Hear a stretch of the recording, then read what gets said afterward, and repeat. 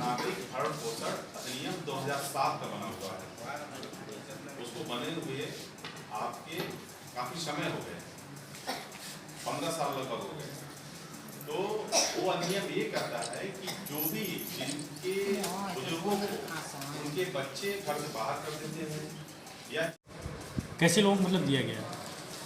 देखिए, सबसे पहले तो इस वृद्ध आश्रम में जो इतने वृद्ध हैं उसको देख के किसी का भी आंख नम हो सकता है, और ये देख के बहुत हमको दुखी हुआ कि समाज किस ओर जा रहा है। तो हम यहाँ मऊ में सदर में चर्म रोग विशेषज्ञ हैं डॉक्टर ए.के. रंजन, और हमने यहाँ सोचा है कि जो भी यहाँ एक जीएनएम रहती हैं उनके माध्यम से जो भी इलाज हो, एक भी रुपया किसी का ना लगे। हम सोचते हैं कि संस्थाओं का भी पैसा ना लगे, सरकार जो सुविधा दे रही है उसके माध्यम से, और हम लोग अपने माध्यम से इनकी सारी कैटरेक्ट का ऑपरेशन, बड़े से बड़े जो ऑपरेशन होंगे वो भी हम अपने स्तर से करवाएंगे। और जो दवाइयाँ हैं जो नॉर्मल रूटीन की इस उम्र में, जैसे विटामिन की, आयरन की, कैल्शियम की, विटामिन सी की, दर्द की, बुखार की, सर्दी खांसी, एजिथ्रोमाइसिन, वो सब सारी दवाइयाँ मैंने इनको दिए हैं। उसके अलावा भी जो दवाइयाँ कम पड़ेगी उनको हम पूरा साल भर का पूरा स्टॉक दे देंगे। यानी कि सर प्रति वर्ष इसको जो आप देते रहेंगे? प्रति वर्ष नहीं, प्रति मंथ, प्रत्येक दिन कोई भी तकलीफ होगा हम इनको अपना पर्सनल नंबर जीएनएम मैडम को दे दिए हैं। वो कोई भी तकलीफ होगा, ये व्यवस्थापक है उनके पास भी मेरा नंबर है। आज हम पहली बार आए हैं आश्रम में, उनको देख के अच्छा लगा कि यहाँ पर जो मेन जो हमको इस आदमी को सभी को करना चाहिए, यहीं से चालू करना चाहिए। सर यहाँ ज़्यादातर देखा गया कि लोग आँख से पीड़ित हैं, तो क्या सर इनका इलाज जो है ऑपरेशन आँख से पीड़ित है? थोड़ा हम लेट आए, अभी गर्मी का समय चल रहा है। हमारे जिला अस्पताल में प्रत्येक दिन निःशुल्क आँख की ऑपरेशन होती है। लेंस मुफ्त में लगाया जाता है, चश्मा मुफ्त में दिया जाता है। तो यदि यहाँ पर तो मौसम ठंडा होगा तो हम एक कैंप भी कर देंगे यहाँ, अपने व्यवस्थापक को ला के यहाँ कैंप कर देंगे आँख का, और आँख का जो सिलेक्टेड मरीज होंगे उसको ले जा के हम ऑपरेशन करवा के यहाँ पहुँचवा देंगे। ठीक है सर, क्या क्या देखा गया है और क्या क्या सर आदेश किए गए? हमारे राष्ट्रीय विधिक सेवा प्राधिकरण नई दिल्ली तथा राज्य विधिक सेवा प्राधिकरण लखनऊ के निर्देशन में जो है, तथा लोकल स्तर पर, जिले स्तर पर माननीय जनपद न्यायाधीश के मार्गदर्शन में जो है, प्रत्येक माह जो है इस वृद्धाश्रम का, जितने भी सेल्टर होम्स हैं उनका मेरे द्वारा निरीक्षण किया जाता है। निरीक्षण के साथ साथ यहाँ पे जो बेसिक समस्याएं होती हैं उसके निराकरण करने की कोशिश की जाती है कि प्रत्येक माह इनका कुछ न कुछ निराकरण हो। तो आज स्पेशली फोकस था यह कि गर्मी बढ़ रही है, वृद्धजन लोग हैं, इनको बीमारियों की समस्याओं का काफ़ी सामना करना पड़ता है। तो इसके संबंध में मैं अपने साथ जो है जिला चिकित्सालय के यहाँ के वरिष्ठ डॉक्टर श्री अमित रंजन जी को अपने साथ लेके आया हूँ, जो हमारे प्राधिकरण से भी अटैच है जिला चिकित्सालय के माध्यम से। उन्होंने यहाँ पे लोगों की समस्याओं को पूछा तथा अपने साथ काफ़ी भारी मात्रा में जो है दवाओं को भी ला के दिया है, जो बेसिक नीड्स की दवाएँ होती हैं, जैसे पेट दर्द, उल्टी, चक्कर, ऐसे दवाओं का कुछ क्रीम्स भी हैं। तो ऐसा यूज़ करते हुए जो लोगों को सुविधाएं उपलब्ध कराई जा सके, और ऐसे में स्टॉक रखा रहेगा यहाँ पे वृद्धाश्रम पे। अगर किसी की समस्या आती है तो एक आदमी को डिप्यूट किया गया है जो पढ़ा लिखा इंसान हो, डॉक्टर साहब से कंसल्ट करके किसको कौन सी दवा दी जाए, कितनी डोज की दी जाए, पूछ के वो एडमिनिस्ट्रेट करेंगे और दवाओं को प्रोवाइड करेंगे, जिससे तत्काल राहत मिल सके और किसी को आनंद फानन में भागदौड़ से पहले हम प्राथमिक चिकित्सा दे सकें। सर मेडिकल के अलावा भी कुछ यहाँ पे हमारे यहाँ ये डिप्यूट है हमारे प्राधिकरण से, तो आप हमेशा आपके लिए तत्पर हैं।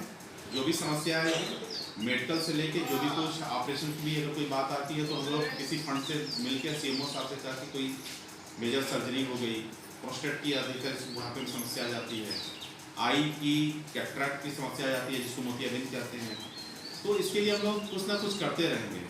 बैंकिंग सुविधाओं के लिए जब मैंने कैंप करवाया था, उसके बाद मैं चाहूँगा कि मैं एक बार, आज थोड़ा सा मुझसे मिस हो गया, कि एक बैंक के अधिकारी भी हर बार आएँ और यहाँ पे एक अपने एजेंट को भेजें कि जिसको पैसा निकालना हो, एक थंब इम्प्रेशन लगे, किसी के अकाउंट लगभग सबके होंगे, है ना? तो कुछ पैसा निकालना तो आपको बैंक ना जाना पड़े, बैंक ही आपके पास आए। खैर इसमें शायद 2 दिन की बैंक की हड़ताल भी चल रही, इसीलिए फ़ोन नहीं कर सकेंगे। तो आप जो है यहीं पे लाएंगे, पैसा आपका यहीं पे निकलेगा, कहीं जाना नहीं पड़ेगा। तो इन सब चीज़ों की सुविधाओं का जो है ख्याल रखा जाएगा, लेकिन आप इस अधिनियम को जो मैं बता रहा हूँ इसका जरूर प्रयोग करें। और भी तमाम आपके अधिकार हैं, उन सभी अधिकारों का प्रयोग करें। आपको मेडिकल सुविधाओं के संबंध में जो आपने वो लिस्ट भेजी थी उस पर क्या हुआ? किस चीज़ का? अच्छा देखिए, आपके अधिकारी हम लोग की कार्रवाई कर भी रहे हैं। अभी बता रहे हैं आपके प्रबंधक जी कि मैंने जो लेटर भेजा था तो समाज कल्याण आप लोग को स्पेशली देखते हैं, उनका फंड जो भी आता है, आपका बजट आता है, समाज कल्याण से आता है। अभी प्रबंधक जी ये भी मुझसे बताया कि जो हम लोग लेटर भेजे थे जो शासन में है तो उनका लिस्ट वो खुद मांग रहे हैं। मीन्स दैट की कोई कार्रवाई चल रही है तो वो लिस्ट चाह रहे हैं कि वो दे जिसको फीड कराया जा सके। ठीक है, तो आप वो लिस्ट भिजवा दीजिएगा।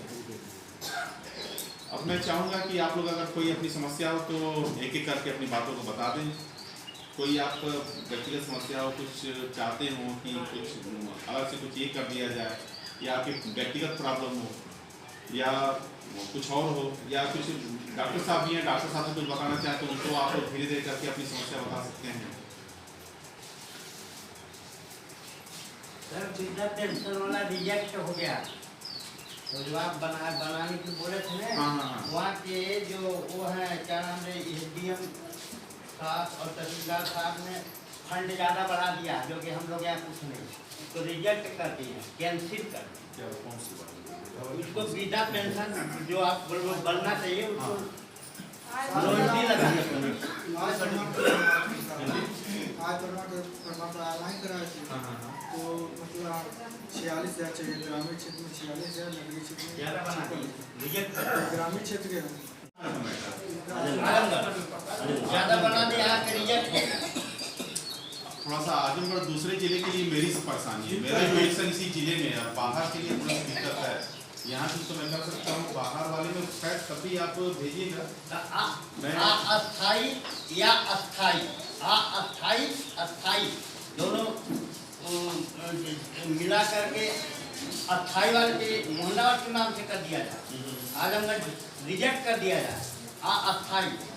अब तो हम लोग यहाँ रहते ही हमारे धनबाद नहीं है तो अस्थाई नहीं हो गया, तो मोहल्लाबाद मऊ जिले से बनना चाहिए, अस्थाई अस्थाई ये होना चाहिए। आप जो समस्या है कहाँ गए? आप ये जो बता रहे हैं बात उसके परीक्षण बना के भले दूसरे जिले का आप भेजिएगा, मैं वहाँ अस्थाई पे दिया जाए, आपको भेज दूँगा। अस्थाई मतलब रहने वाला वहाँ सब वहाँ रिजेक्ट हो गया, अस्थाई पे हूँ तो मेरा घर जो दिया वहाँ तो अस्थाई सब्जी तो स्टार्ट हो गया, तो कोई मतलब नहीं। बाहर कर रहा है या आप घर में हैं, आपको खाने पीने की व्यवस्था नहीं दे रहा है, तो इसके संबंध में जो है सीधे एक एप्लीकेशन आप उप जिलाधिकारी SDM साहब के यहाँ वहाँ पे एक दरखास्त देंगे, और इस तरह कोई दिक्कत हो तो आप बताइएगा, आपके प्रबंधक भी हैं, आपकी तरफ से दरखास्त बनेगी, संबंधित जहाँ के वाले SDM साहब को पत्र जाएगा और उस पर कार्रवाई की जाएगी। अधिनियम यह कहता है, जो कानून यह कहता है कि आपके लिए 10,000 रुपये पर मंथ, एक महीने में 10,000 रुपये जो भी है आपके बच्चे या जो आपके पटीदार हैं या जो भी आपके प्रॉपर्टी को एंजॉय कर रहा है वो देंगे आपको। किस लिए? आपके स्वास्थ्य के लिए, खाने पीने के लिए, आपकी परवरिश के लिए एक बेसिक मनी तय किए है हमारी सरकार द्वारा जो है इस अधिनियम के माध्यम से, तो आप इसका प्रयोग करिए। जबकि मैंने बड़ी भावना देखी है, आप लोग अपना लगभग बहुत अनुभव रखा होगा, लंबा जीवन रहा। पिछली बार किसी माता जी ने शिकायत की अपने बच्चे की, मुझे याद है, हाँ, वो गई और शिकायत की, और उसके बाद से फिर आके मुझसे जानते हैं आज दोबारा उन्होंने कहा कि साहब कुछ कार्रवाई नहीं करेगा, बेटा तो गलती किया, मैं क्यों गलती करूँ? हाँ, सोचिए कितनी बड़ी बात है। आज भी उनका बेटा उनसे घर से बाहर निकाल दिया, हमसे दर्द में तो शिकायत कर दी, फिर आगे पूछ रही साहब क्या कार्रवाई, उनका बच्चा हमारा जेल चला जाएगा क्या? सोचिए कितनी बड़ी बात है, हंसने की क्या बात है इसमें, सोचिए उस इमोशन से सोचिए, इस पर तो मतलब आंखें भर आती हैं सब बातों को। तो वही माँ शिकायत कर रही है, वही माँ फिर लगा के अरे हमारे बेटे को दर्द हो जाएगा, वो जेल चला जाएगा। तो उन्होंने कहा कि साहब हमारी एप्लीकेशन वापस दे दीजिए, हम कार्रवाई नहीं करना चाहते हैं। तो इसको क्या करते हैं, महानता है, यही है माँ। वो उसके दर्द को समझिए, उसकी भावना को समझिए, ये उनका बच्चा समझ रहा है। निकाल तो दिए, घर से जाओ, रहो तुम लोग जहाँ मन करे वहाँ रहो, आपकी बनाई हुई प्रॉपर्टी, आपकी मकान, खेती बाड़ी, सब कुछ चीज़ छोड़ के आप लोग एक गवर्नमेंट के भरोसे चल रहे हैं। लेकिन मैं फिर कहूँगा आपके उसमें बच्चों को सज़ा नहीं होनी है, वो आपराधिक अधिनियम नहीं है, उसमें सज़ा नहीं है, लेकिन आपको अपने अधिकार के रूप में 10,000 रुपये पर मंथ आपको दिए जाने हैं।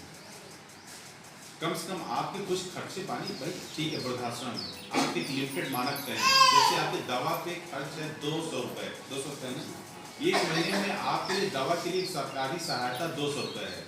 अभी आपको बड़ी बीमारियां अभी आपने कई लोग ऑपरेशन कराए, कई चीज़ें हुई, तो क्या उसमें पैसे तो अधिक लगते हैं? 200 रुपये में क्या होगा? ऐसे में अगर वो अधिनियम के तहत आपके पक्ष में आदेश हो जाता है तो 10,000 रुपये महीने आपके अकाउंट में आते रहेंगे, तो आपकी कोई वृद्धावस्था के साथ समय के साथ शरीर कमजोर होगी, शरीर कमजोर होगी तो रोग बढ़ेंगे तो आपको अपना संभालना भी मुश्किल होगा। लेकिन तब भी हम प्रशंसा करेंगे आपके इस प्रबंधक जी की कि बहुत अच्छे से केयर टेकिंग होती है। मैं आता हूँ तो देख के खुश होता है मन कि आप लोगों की बड़ी अच्छी सी व्यवस्था रहती है, कुछ ना कुछ अच्छा चलता रहता है। उसके बावजूद भी मैं एक मौका दूंगा कि आप कोई कमी हो तो बताएं, क्योंकि जो अपना बेस्ट है वो करते हैं।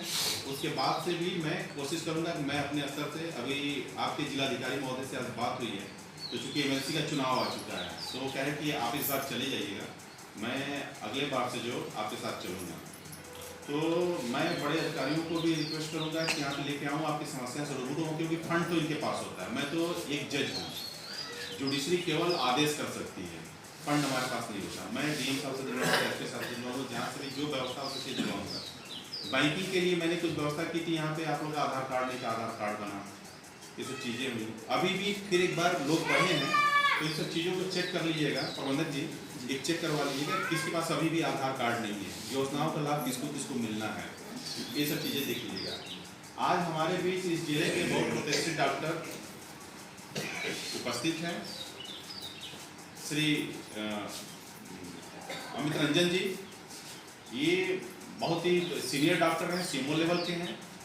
आपके बीच आज पहली बार आए हैं और मेरे रिक्वेस्ट पे इन्होंने आके अपनी भावना अभी व्यक्त की है। अभी एक स्टाफ से अभी नंबर दिया और इन्होंने कहा कि पूरे हमारे पास दवाइयों का स्टाफ रहेगा, आप ला के दीजिए।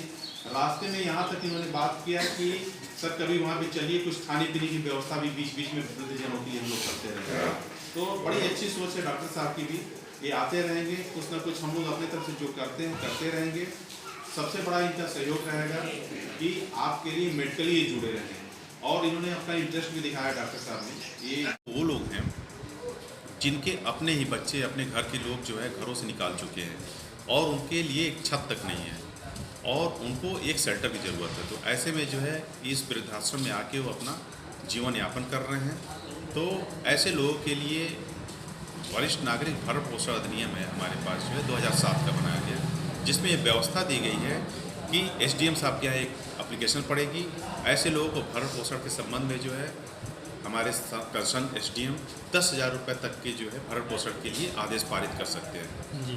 ये व्यवस्था इसलिए एसडीएम साहब को दी गई है, सिविल कोर्ट को नहीं दी गई कि सिविल कोर्ट की प्रक्रिया थोड़ी लंबी हो सकती है और ये तत्काल एक जो है एग्जीक्यूटिव आदेश में तत्काल आदेश पारित कर देंगे एसडीएम साहब। तो इसके लिए एक व्यवस्था है। तो मैं यहाँ पे आज उसकी जानकारी दी है कि इसके संबंध में अगर कोई व्यक्ति है जो अपने घर से प्राप्त करना चाहता है, अपने जो भी बच्चे हैं उनसे, या फिर जो इनकी प्रॉपर्टी को एंजॉय कर रहे हैं, उन व्यक्ति से 10,000 रुपये पर मंथ तक की जो है भरण पोषण की राशि प्राप्त कर सकते हैं। तथा साथ ही साथ कुछ लोगों ने अपने बच्चियों की शादी के संबंध में बात की, तो उनके लिए सामूहिक विवाह योजना को बताया गया कि वो सामूहिक विवाह योजना का लाभ लेते हुए जो है अपने बच्चों की शादियाँ कर सकते हैं और उसका लाभ उठा सकते हैं।